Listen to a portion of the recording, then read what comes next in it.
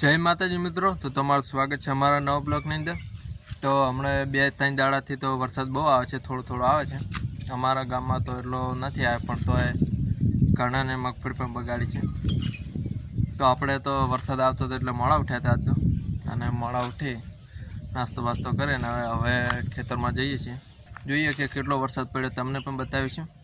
અને અમારા ગામમાં ઘણાનું નુકસાન પણ થયું છે, કેમ કે મગફળી બહુ બગડી છે, એ પણ તમને બતાવીશું। તો બને રહેજો બ્લોકની અંદર। અને હાલ આપણે ગઈએ છીએ અમારા ખેતરની અંદર, કેટલો વરસાદ પડ્યો તે તમને બતાવીશું। તો બને રહેજો બ્લોકની અંદર। તો હવે જઈએ ખેતરમાં। તો મિત્રો બતાવીએ કે અમારા ગામની અંદર ખેતરમાં જોઈ લો કે કેટલો વરસાદ પડ્યો। પાણી તો બહુ છે અને રાડો વાયેલો હે, कोई नक्की ना के रायडो उगे कि ना उगे तो खेडूतों तो बहुत नुकसान थाय छे। આપણે કંઈ કહેતા નહીં પણ અમે તમને બતાવીએ કે અમારા ગામની અંદર આવું નુકસાન થાય છે ને આટલો બધો વરસાદ પણ પડે છે, બહુ વરસાદ પડ્યો। અમારા ખેતરની અંદર જોઈએ કે કેટલો વરસાદ પડ્યો અને હજુ તો અમારે મગફળી પણ ખોદી નહીં ઉગી અમને તો બતાવીશું। तो આપણે फाइनली ખેતરોની અંદર પહોંચી ગયા છીએ ને જોઈ લો આપણે મગફળી ઉગી છે એમને એમ હજુ ખોદવાની વાર છે, કેમ કે હવે વરસાદ પડ્યો છે એટલે હાલ તો હવે 4-5 દિવસ તો નીકળે નહીં। અને આ બાજુ 4 ઉગી ને આપણે અડધી 4 વાટી હતી થોડી ને પૂળા પલળી ગયા છે, તો બતાવીએ કે 4નું શું થાય। જોઈ લો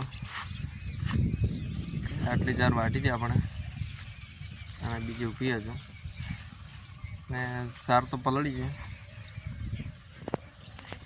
તો હવે આપણે તો શું કરીએ, ક્યાં નહીં કરી શકીએ, ભગવાન ધારે તે ઠીક, બાકી મોજમાં રહેવું। આપણી 4 હતી ને અડધી વાટી અડધી ઊભી છે, થોડી બગાડી છે, બીજી ઢોરણ નાખી દીધી।